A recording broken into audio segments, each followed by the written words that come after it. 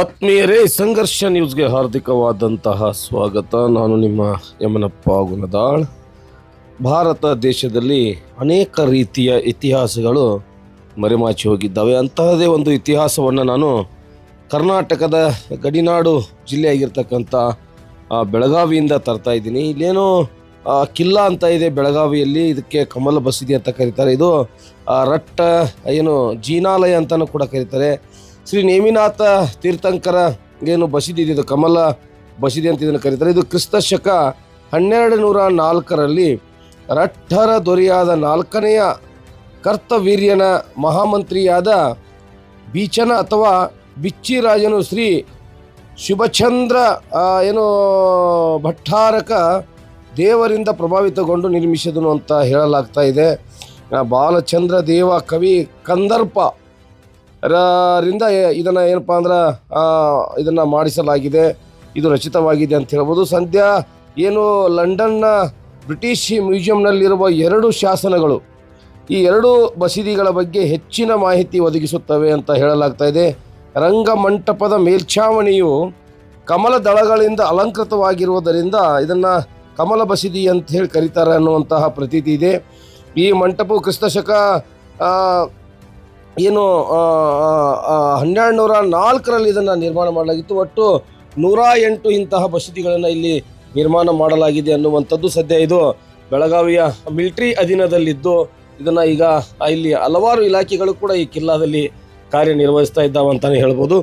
ಇಲ್ಲಿ ತಾವೇನಾದರೂ ಹೋದರೆ ಖಂಡಿತವಾಗಲೂ ಇದಕ್ಕೆ ಭೇಟಿ ನೀಡಿ ಈ ಒಂದು ಜಾಗವನ್ನು ನೋಡಿ ಬರಬೇಕಾಗಿರ್ತಕ್ಕಂಥದ್ದು. ಸುಮಾರು 800 ವರ್ಷಗಳಿಗೂ ಹಳೆಯದಾಗಿರ್ತಕ್ಕಂಥ ಈ ಒಂದು ಏನು ಕಮಲ್ ಬಸದಿ ಇದೆ, ಇದನ್ನು ತಾವೆಲ್ಲರೂ ಕೂಡ ಖಂಡಿತವಾಗಲೂ ನೋಡಬೇಕನ್ನುವಂಥದ್ದೇ ಬಹಳ ಸುಂದರವಾಗಿ ಮತ್ತು ಪ್ರಾಚೀನ ಕಲೆ ಇತಿಹಾಸ ಇದರಲ್ಲಿರೋದರಿಂದ ಇದನ್ನು ನೋಡಬೇಕಂತೇಳಿ ಇವತ್ತು ನಾವು ಇಲ್ಲಿ ಭೇಟಿ ಕೊಟ್ಟಾಗ ಕೂಡ ಎಲ್ಲವನ್ನು ನೋಡಿದ್ವಿ.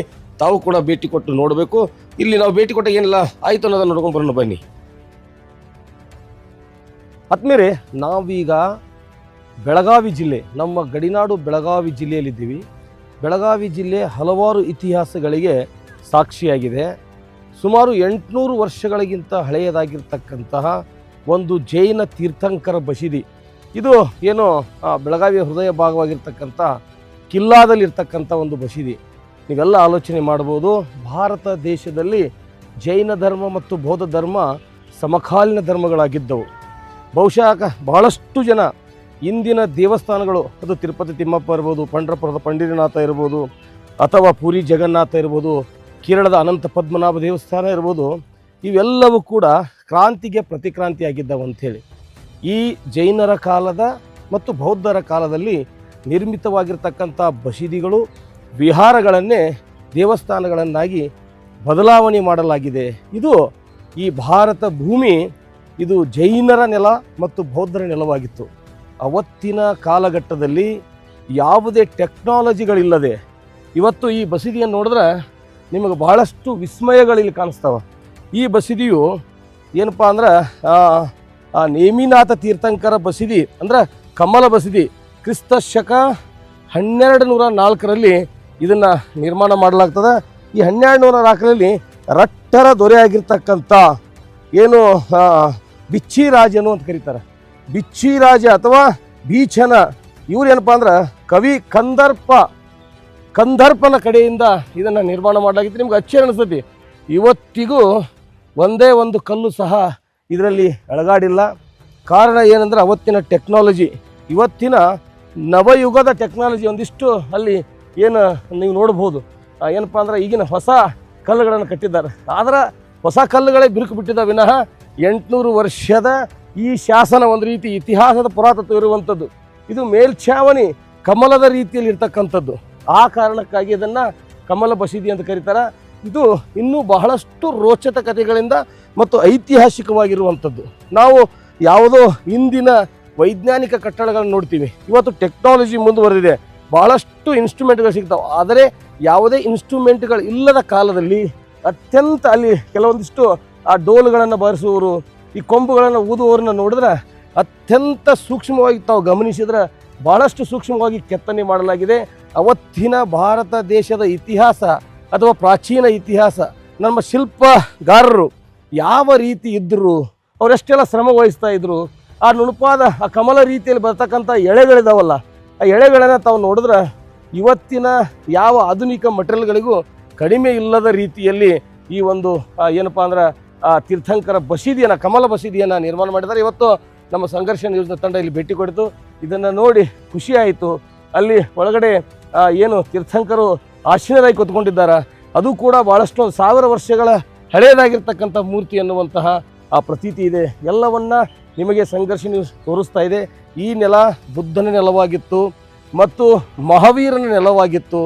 ಇಲ್ಲಿ ಸಾವಿರಾರು ವರ್ಷಗಳ ಹಿಂದೆಯೇ ಅನೇಕ ರೀತಿಯ ಟೆಕ್ನಾಲಜಿಗಳು ಅಥವಾ ಕಟ್ಟಡಗಳನ್ನು ನಿರ್ಮಿಸುವಂತಹ ಶಕ್ತಿ ಇತ್ತು. ಅದಕ್ಕೆ ಸಿಂಧೂ ನದಿ ನಾಗರಿಕತೆ ಮತ್ತು ಭಾರತೀಯ ನಾಗರಿಕತೆ ಅಂದರೆ ಅದು ಇಡೀ ಜಗತ್ತಿಗೆ ಮಾದರಿಯಾಗುವ, ಜಗತ್ತೇ ನಿಬ್ಬೆರಗಾಗಿ ನೋಡುವ ಒಂದು ದೇಶ ಇದು, ಒಂದು ಸಂಸ್ಕೃತಿ ಇದು, ಒಂದು ಪರಂಪರೆ ಇದು ಅಂತ ಹೇಳ್ತಾ ಇದೀವಿ. ಆದರೆ ಇತ್ತೀಚೆಗೆ ತಾವೆಲ್ಲ ನೋಡಿದ ಹಾಗೆ ಜಾತಿ ಧರ್ಮದ ಹೆಸರಿನಲ್ಲಿ, ಕೋಮುಗಲಭೆ ಹೆಸರಿನ ಮೇಲೆ ನಮ್ಮ ಈ ಹೆಮ್ಮೆಯ ದೇಶ, ನಮ್ಮ ಹೆಮ್ಮೆಯ ಭಾರತ ದೇಶ, ಬಹುತ್ವದ ಭಾರತ ದೇಶ ಯಾವ ಕಡೆ ಹೋಗ್ತಾ ಇದೆ ಅನ್ನೋದು ನೋಡಬೇಕು. ಇದರ ಜೊತೆಗೆ ನಮ್ಮ ಐತಿಹಾಸಿಕ ಕುರುಹುಗಳನ್ನು, ಈ 800,000 ವರ್ಷಗಳ ಹಿಂದೆ ನಿರ್ಮಾಣ ಮಾಡಿರ್ತಕ್ಕಂಥ ಕುರುಹುಗಳನ್ನು ರಕ್ಷಣೆ ಮಾಡ್ತಿರುವಂಥ ನಮ್ಮ ಪುರಾತತ್ವ ಇಲಾಖೆ, ಉತ್ಖನನ ಇಲಾಖೆ ಅಥವಾ ಈ ದೇಶದ ಆಡಳಿತಕ್ಕೆ ಮತ್ತೊಮ್ಮೆ ಕಾನೂನಿಗೂ ಕೂಡ ಧನ್ಯವಾದಗಳನ್ನು ಅರ್ಪಿಸಿ ಈ ಒಂದು ಸಣ್ಣ ವಿಚಾರವನ್ನು ತಮಗೆ ಮುಟ್ಟಿಸ್ತಾ ಇದ್ದೀನಿ.